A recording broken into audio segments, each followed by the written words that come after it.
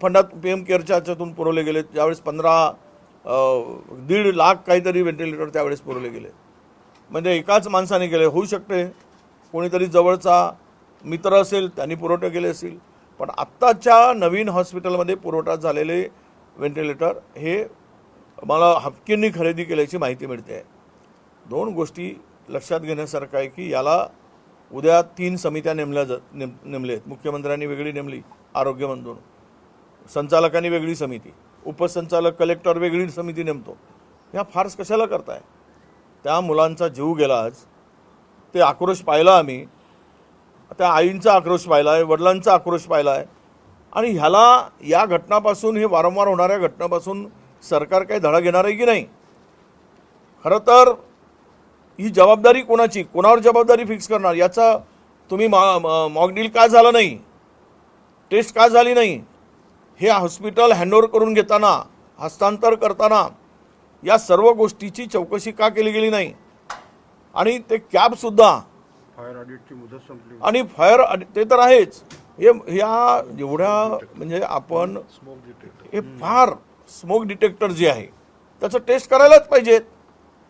Smoke डिटेक्टरचं taste झालं नाही, त्याची कॅप उघडली नाही, कॅप प्लास्टिकची, त्यामुळं ते कॅप न उघडल्यामुळं त्याची टेस्टिंग झालं नसल्यामुळं ॲटोमॅटिक ते स्प्रिंकलर सुरू झाले नाही.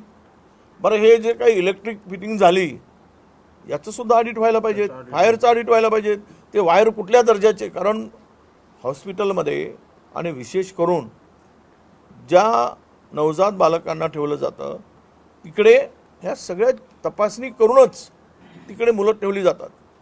परंतु ना इलेक्ट्रिकच्या डिपार्टमेंटची चौकशी, इलेक्ट्रिकची ऑडिट झालं, चौकशी झाली, ते कुठल्या दर्जाचा वायर वापरला आहे, कुठले स्विच वापरले आहेत, कोणते वापरले आहेत. ते आजकाल काय झालं की ब्रँडेड कंपनीच्या नावानं शिक्का मारून सगळे डुप्लिकेट वापरले जातात, वायरसुद्धा कमी दर्जाचे वापरले जातात. फायर ऑडिट 21ला संपल्यानंतर, खरं म्हणजे फायर ऑडिट 21 ऑगस्ट संपतो आहे, त्याच्या अगोदर ही घटना घडली. मला वाटतं त्या कोणत्या आपला त्यानंतर खरं तर फायर ऑडिट 90 दिवसाच्या पूर्वी, मुदत संपण्याच्या 90 डेज पूर्वी ते करून घ्यायला पाहिजेत. पण झोपून राहिली यंत्रणा. आज हे सांगतात CS त्यांची जबाबदारी, PWD यांची. या दोघांना नेऊन फासावर चढवा चौकामध्ये, म्हणजे जबाबदारी फिक्स होईल. काय खेळ रावला काय आरोग्यांशी, गरिबांच्या जीवाशी? आणि ह्यांनी याच्यावर जबाबदारी ढकलायची, त्यांनी त्याच्यावर जबाबदारी ढकलायची. हे सांगतात की PWDने आम्हाला हे करताना दिलं नाही, मग CSनी कसं हँडओव्हर करून घेतलं? आणि PWDनी ज्यावेळेस हे दिलं, पत्र दिला, आयुक्तांनी पत्र दिलं कमिशनरनी की यांचं ऑडिट करून घेतलं पाहिजेत, मग त्यावेळेस हे सगळे झोपले होते काय? आणि काय करत होते सगळे लोक? एखाद्या घटनेमध्ये परवा 3 मुलांना साप चावल्यामुळे आदिवासी मुलांचा मृत्यू झाला जपतलाईला. त्या संस्था चालकावर गुन्हा दाखल केला. आज ही घटना, हे हॉस्पिटल कोणाच्या अंधीकारात चालतात? आरोग्यमंत्र्याच्या. याचे ट्रस्टी कोण? मंत्री. मग ह्यावर आपण त्यांच्यावर गुन्हा दाखल का होत नाही? आजपर्यंत केवळ चौकशी. ना पालकमंत्र्याचा पत्ता आहे, ना कोणत्या स्थानिक सत्ताधाऱ्यांचा पत्ता आहे. केवळ सांगतायत आम्ही मदत करू. काही सांगितलं काल सत्ताधारी पक्षांनी त्या त्या परिचारिकेला, बिचारीला मदत करून, नर्सला? अरे, मारणारे तुम्ही, मदत करणारे तुम्ही, 5 लाख रुपये देतो म्हणून सांगताय. मला वाटतं की महाराष्ट्रामध्ये पूर्णतः आरोग्य यंत्रणेचे धिंडवडे निघाले. जिथे जिथे ज्या काही घटना आत्ता पलीकडे आपण गडचिरोलीपासून पाहतोय महाराष्ट्रामध्ये, गडचिरोली असेल, चंद्रपूरमध्ये झालेली घटना, आणि ह्या संपूर्ण घटना बघता मला आरोग्यावर सरकार गंभीर नाही. यांना फक्त आणि फक्त आहेत पैसे ते कुंभमेळ्यावर घाला. लोकांचे जीव आहेत गेले काय, राहिले काय? माझी एवढीच मागणी आहे, तुम्ही 8 दिवसाच्या आत हा चौकशी अहवाल पुढे आला पाहिजे. जो जबाबदार आहे त्याच्यावर कारवाई झाली पाहिजे, जबाबदारी फिक्स केली गेली पाहिजेत, आणि पूर्ण माहिती रोज अपडेट या विभागाने दिली पाहिजेत की आज बाकीची बालकं इतर खाजगी रुग्णालयामध्ये आहेत, त्यांची काय स्थिती आहे. माझ्याकडे दुसरीही माहिती आहे, पण मी ती माहिती पुन्हा माझ्याकडे माहिती आल्यानंतरच अधिकची आणि ऑथेंटिक माहिती आल्यानंतरच मी त्यावर बोलू शकेल. पण इथे जो गोंधळ चालतो या हॉस्पिटलमध्ये तो आणि तो फार मोठा गोंधळ आहे. म्हणजे डिलिव्हरीनंतर बालक ज्या ठिकाणी ठेवला जातो तो टॅगच्या संदर्भात सुद्धा लावताना गोंधळ आहे अशी माहिती आहे. पण मी आत्ता अधिकृत सांगणार नाही. ते माहिती माझ्याकडे येते आहे आणि ते आलीच तर हा म्हणजे आरोग्य यंत्रणेमध्ये एक विस्फोटक परिस्थिती त्यातून निर्माण होणार आहे. पण आपल्याला एवढं की जुना अहवाल काय आहे तो कधी देणार, काय झालं आहे त्याच्यातून ते कधी प्रसिद्ध करा आणि नवीन या सगळी चौकशी 8 दिवसाच्या आत करून आत्ता त्यावेळेसही CS तेच, आत्ताचे CS हेच, त्यावेळेचा सिलेंडर आपला व्हेंटिलेटर तोच होता त्याच कंपनीचा, आत्ताही स्फोट झालेला व्हेंटिलेटर त्याच कंपनीचा. हा काय योगायोग आहे काय? असं कसं होऊ शकतं? आणि त्यांना काही एवढं प्रेम आहे 5-6 वर्षापासून त्याच माणसाकडे सगळा कारभार द्यायचा. आणि बाकीचे जी घटना घडल्यानंतर त्यावेळेस ते इन्चार्ज होते, आता इथे आहेत. हे सगळ्यामध्ये चौकशी कोणावर फिक्स करणार आपला जबाबदारी. म्हणून मला हे सगळे बघताना परिस्थिती यातून एक नक्की आहे की आरोग्यामध्ये अनास्था आहे, आरोग्याच्या संदर्भात सरकारची उपेक्षा आहे. गरीब आता पाहिलं तुम्ही मेडिकल कॉलेजमध्ये इथे मंजूर झाला, जागा फायनल होत नाही आहे. मेडिकल हे सगळे हॉस्पिटल त्याच्या अंडरमध्ये गेले असती. तो एक आमदार म्हणतो इकडे पाहिजे, दुसरा आमदार म्हणतो तिकडे पाहिजेत. त्यांच्या जमिनी ज्या ज्या भागात आहेत त्या त्या भागामध्ये तो मेडिकल कॉलेज घेऊन जायसाठी 2 वर्षापासून लफडं सुरू आहे, स्पर्धा लागली आहे. अरे काय गंमत चालली काय? तुम्हाला आरोग्यामध्ये सुधारणा करायची आहे, ते आलेलं मेडिकल कॉलेज लवकरात बांधून सुरू करायचं आहे की तुम्हाला तुमच्या जमिनीचे भाव वाढवून घ्यायचे आहेत? हा आरोग्य लोकांच्या गरिबाच्या जीवाशी खेळ करताय तुम्ही. अरे लोकप्रतिनिधी म्हणून थोडी तरी लाज ठेवा तुम्ही. जे सरकार मंजूर करून जातं त्याला इथे पूर्ण होण्यासाठी, ते काम पूर्ण करण्यासाठी आपण एकदा बसून ठरवून घेतलं पाहिजे. एक म्हणतो इकडे, दुसरा म्हणतो तिकडे. यातून तुम्ही काय साध्य करताय ही सुद्धा अमरावतीच्या जनतेने यांना जाब विचारला पाहिजे. स्वतःच्या स्वार्थासाठी हे संपूर्ण यंत्रणा वेठीस धरणं हे योग्य आहे का, हा सुद्धा प्रश्न या निमित्ताने येतो आहे.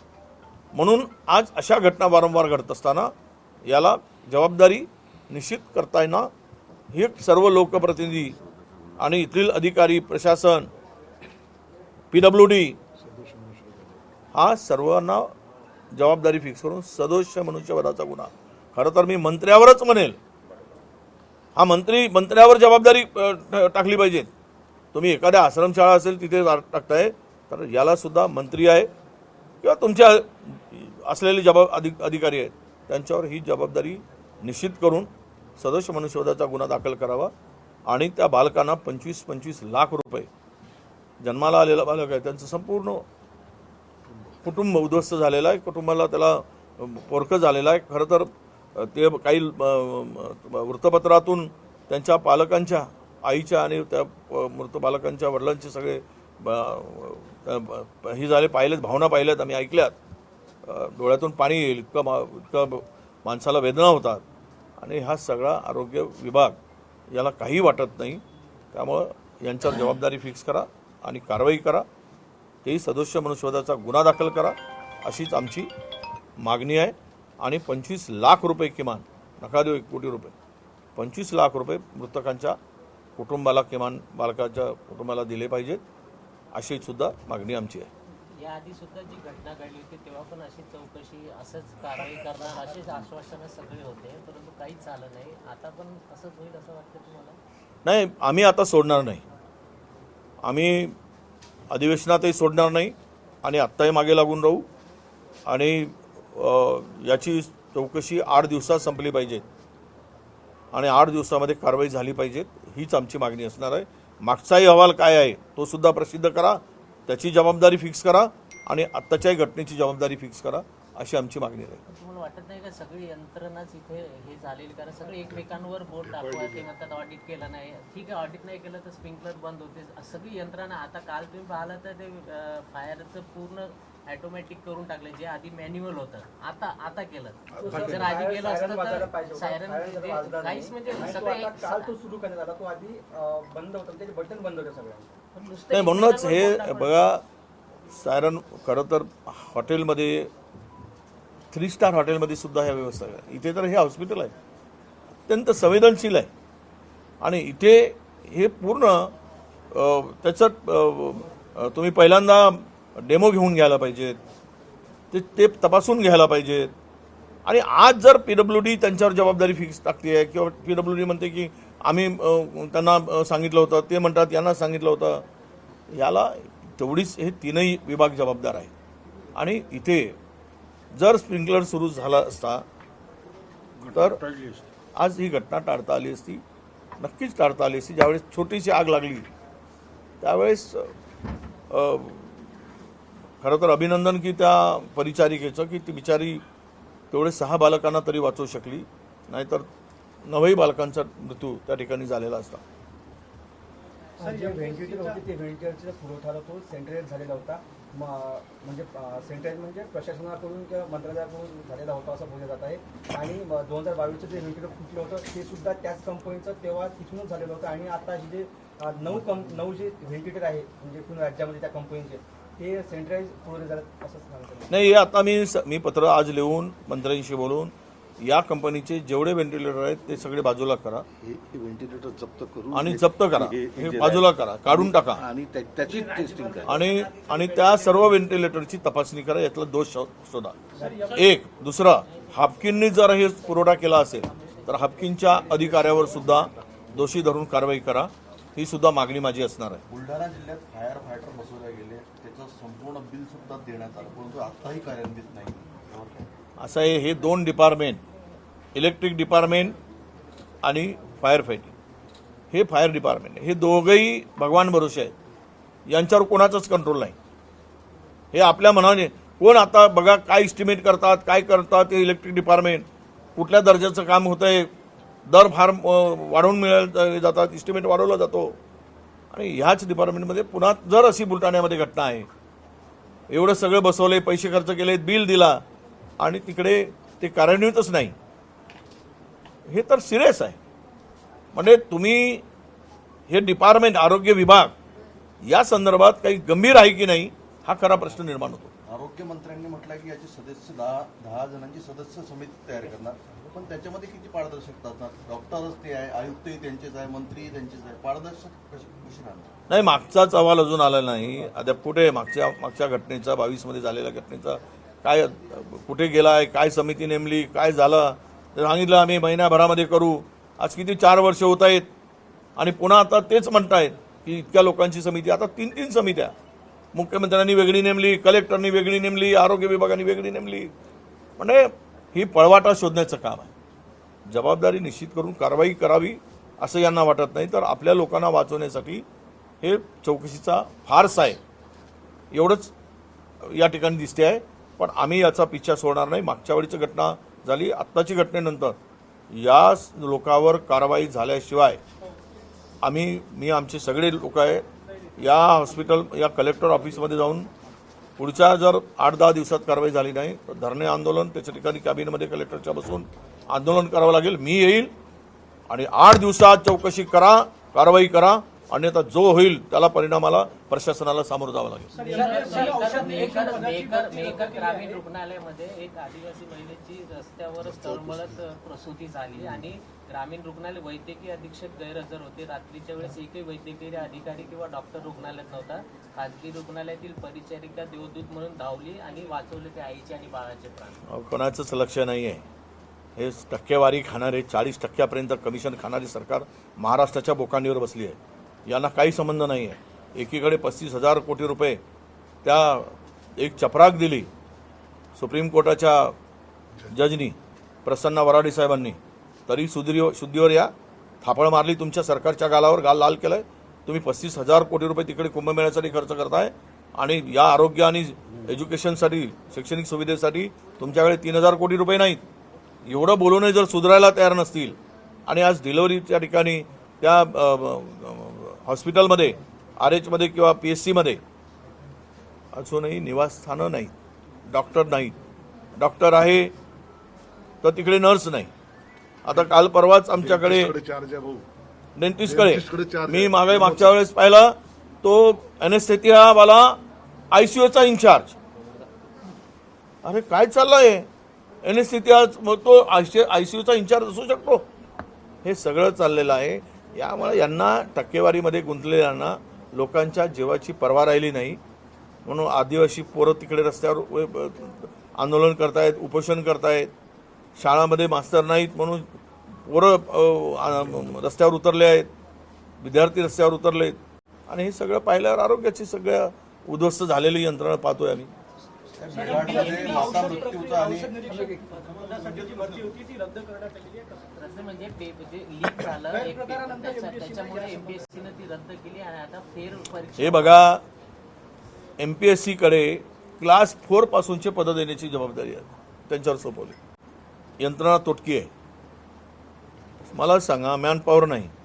आणि आज हे सगळं संघात्मक हे मागणी करतात ते 2-2 वर्ष परीक्षा होत नाही, 2-2 वर्ष ती भरती होत नाही, 4-4 वर्ष होत नाही. आणि क्लास 1 पासून तर क्लास 4 पर्यंतची जबाबदारी, रिक्रुटमेंटची जबाबदारी आता MPSC कडे दिली.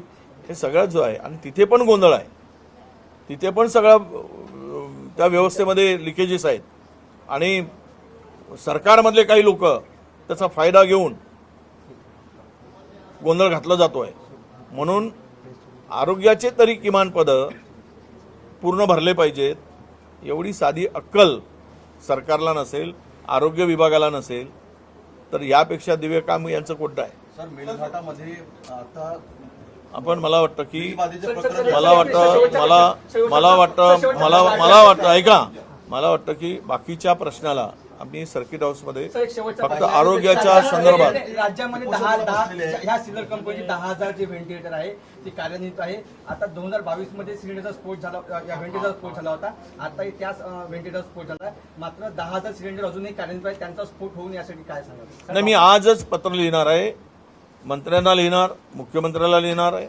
आणि हे तुरंत हे सगळे व्हेंटिलेटर जे आहेत ते बाजूला करा आणि नवीन व्हेंटिलेटरचा पुरवठा करा म्हणून माझं पत्र असणार आहे. माझा शेवटचा प्रश्न आहे, मेळघाटामध्ये आता एक बेठेकर नावाच्या मुलाचा मृत्यू झाला.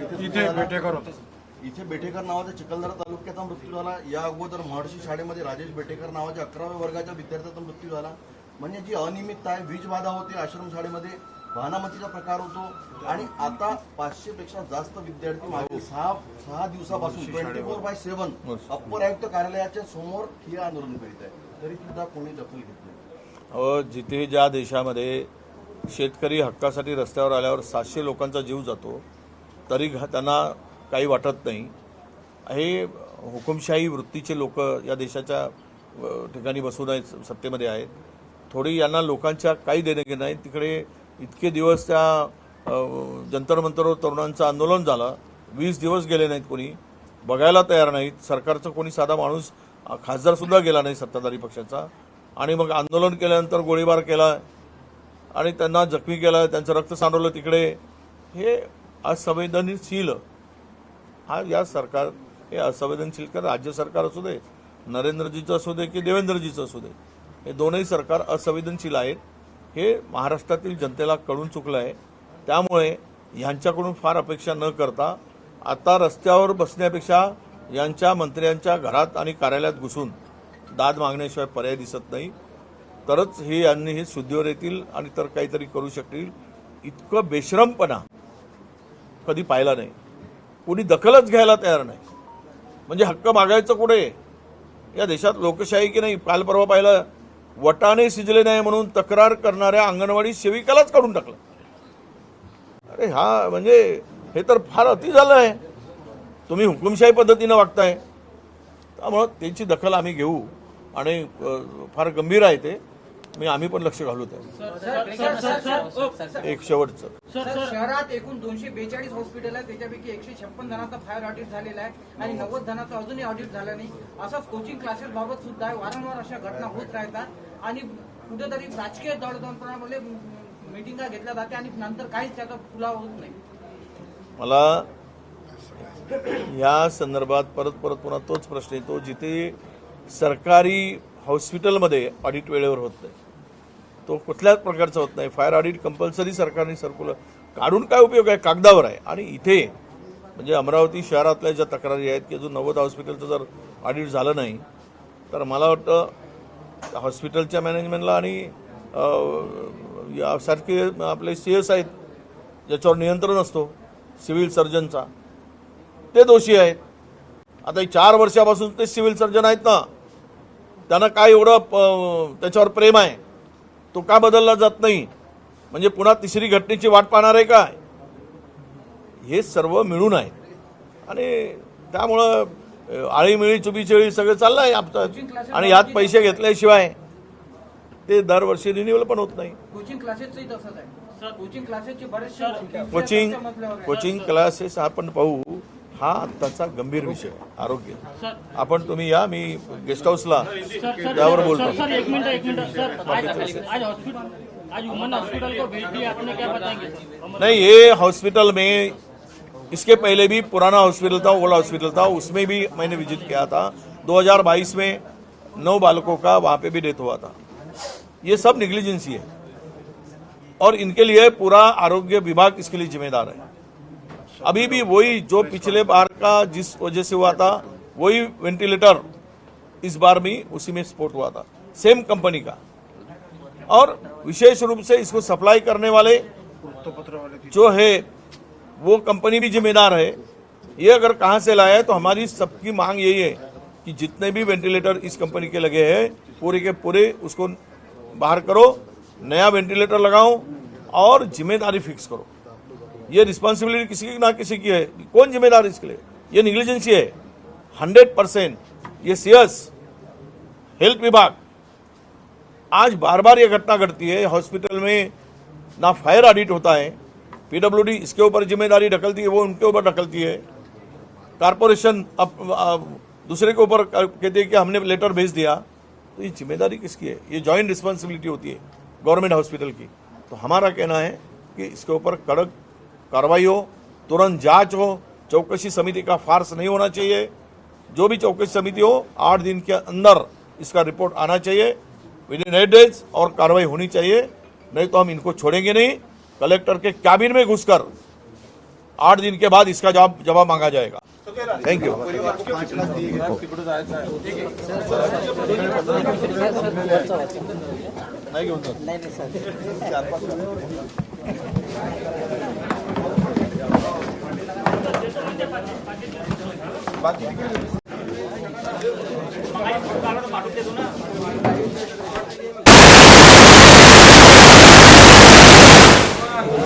दादा साहेब व्हिडिओची फाईल पाठवतो, व्हिडिओची फाईल.